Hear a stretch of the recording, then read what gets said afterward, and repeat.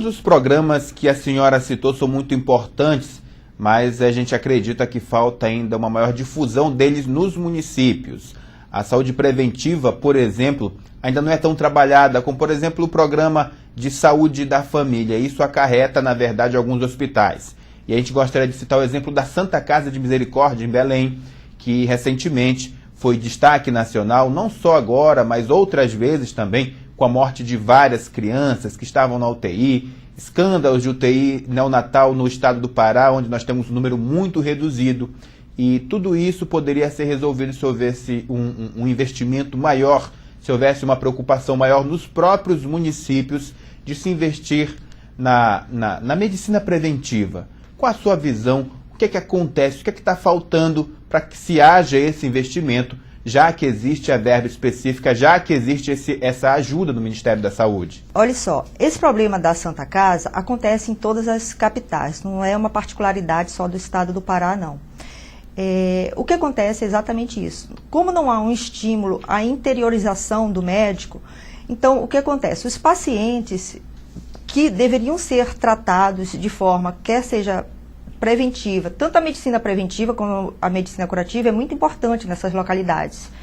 Mas, como isso não acontece, acaba havendo uma demanda muito grande dos hospitais maiores nas capitais. Daí porque os programas do Ministério da Saúde visam muito essa acessibilidade do paciente nas localidades mais carentes. Mas acaba que, voltando, por exemplo, ao programa de saúde em família. O programa de saúde em família ele foi criado exatamente para essas pessoas terem um tratamento, uma assistência não só básica, como até procedimentos e orientações, assim, não diria de alta complexidade, mas de média complexidade nos locais. Mas acaba que as equipes, por falta de médico, ficam desfalcadas. Então, essas equipes acabam tendo um poder de resolutividade muito pequeno. Então, a demanda dos hospitais maiores nas capitais acaba sendo grande. Então, se nós tivermos um estímulo maior para fixar o médico no interior, as especialidades, e esse paciente fosse atendido de forma quer seja preventiva, quer seja de curativa, dentro do seu município, não haveria essa demanda para as capitais. O que provavelmente até sairia mais em conta para o Estado, porque nisso você dispendia ambulância, um condutor, um profissional acompanhando, que às vezes é um enfermeiro, um técnico de enfermagem. Quer dizer, às vezes seria muito mais barato e mais coerente você pagar um médico, porque a questão de fixar um médico nos municípios não é só a questão salarial. A gente tem que ver que às vezes o anterior até oferece um bom salário, mas ali ele não tem uma efetivação no emprego, ele não tem aposentadoria, ele não tem qualquer benefício que fixe ele, aquele município. Então, quando ele procura, quando ele tem uma oferta de emprego, porque a gente tem que ver que hoje em dia o médico é um profissional que vive do seu trabalho, que paga suas contas, que paga aluguel. Não seria um único fator o salário, mas ele tem que ter todo um estímulo e até para não cair assim no ostracismo do município, se limitar a procedimentos muito básicos, isso tudo desestimula fixar o médico no município. Então deveria haver uma carreira de Estado para médico, como acontece com juiz, com promotor, isso obrigando o domicílio do médico no município. Isso aí ele iria se integrar muito mais à comunidade, conhecer muito melhor os problemas da comunidade e até atuar de forma preventiva muito melhor, que é o objetivo do programa Saúde em Família. Daí porque nos programas Saúde em Família, além do médico, da enfermeira, a permanência do agente comunitário é de extrema importância. Por que o agente comunitário? Porque o agente comunitário, ele sabe exatamente os problemas de cada comunidade. E cada comunidade, ela tem suas particularidades.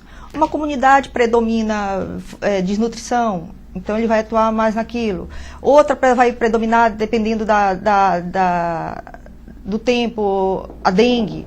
Outras regiões, como Centro-Oeste, Sudeste, tem áreas que predominam chagas. Então, cada equipe de saúde em família, ela atua numa determinada população, em média de 3.000 a 4.500 habitantes, necessita de uma equipe de saúde em família. E cada comunidade tem suas particularidades de necessidade.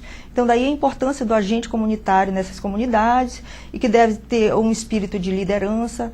Mas o que acontece com esses programas é que geralmente são desfalcados, não há o médico. Então, acaba que o poder de resolutividade fica muito baixo. Fala pra gente um pouco da importância da atuação da pediatra na sala de parto. A gente sabe que essa não é uma realidade da nossa cidade, não é uma realidade da maioria das cidades brasileiras e até de muitas capitais ter uma pediatra específica na hora do parto.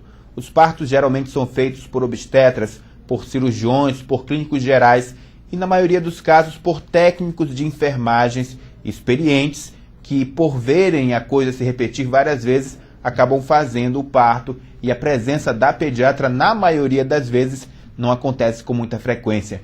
Por que é importante ter uma pediatra na sala de parto na hora em que está acontecendo o parto? A gente está falando da saúde da criança de um modo geral. Uma coisa que a gente não pode esquecer é que a saúde da criança, ela começa ainda dentro do ventre materno. Ela começa antes de nascer. Então, quando a gente fala de saúde da criança, está muito vinculada à saúde da mulher também. Então, por isso que o Ministério da Saúde, hoje em dia, esses programas, não só da Política Nacional de Saúde da Mulher, como os programas destinados à criança, estão muito vinculados um ao outro.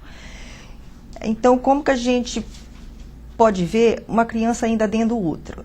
Esta mãe tem que ter um pré-natal muito correto, daí porque os programas de saúde de família também, eles levam a essas populações mais carentes esse programa de pré-natal, que, segundo a Organização Mundial de Saúde, deve conter no mínimo 3 consultas, desde que nessas 3 consultas incluam aqueles exames que são obrigatórios de fazer no pré-natal, como exame para sífilis, toxoplasmose,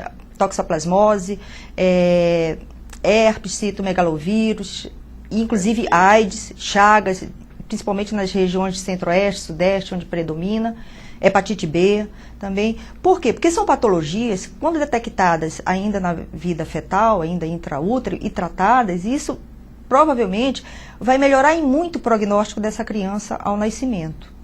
Então, essa é a importância do pré-natal. E, em seguida, a criança, na hora do parto, e principalmente naquelas horas que antecedem o parto, aí entra a dupla obstetra e pediatra, que é de maior importância. Porque às vezes o pré-natal ele está correndo muito bem, aí aquelas horas que antecedem o parto, aparece alguma intercorrência que causa algum sofrimento fetal, e que, se não for detectado a tempo pelo obstetra, isso vai levar a danos irreversíveis e graves nessa criança. Então, esse acompanhamento imediato nas horas que antecedem o parto é de extrema importância. Que tipo de dano pode ocorrer? Por exemplo, o que pode levar a um sofrimento fetal?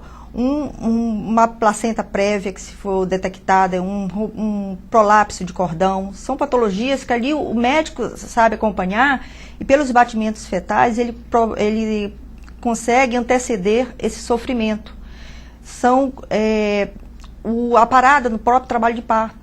A mãe está desenvolvendo bem, quando chega ali no 6, 7 centímetros, a criança para por algum problema no próprio canal de saída do parto. Então, são várias patologias que só aparecem ali naquele momento, e, se não for detectado, em todo o Brasil, principalmente quando a gente caminha para o interior dos estados, há uma deficiência de pediatra e na hora do parto. Então, por conta disso, a Sociedade Brasileira de Pediatria, junto com o Ministério da Saúde, eles ministram a nível nacional um programa de reanimação neonatal, capacitando não só médicos, como profissionais da área de saúde, outros que não médicos, e até estão estendendo isso à população indígena, porque a gente sabe da dificuldade que é a falta de médico, e principalmente de pediatra na sala de parto, e o custo que isso aí é para o Estado. Então, sai muito mais barato você ministrar esses cursos, isso aí está sendo muito estimulado.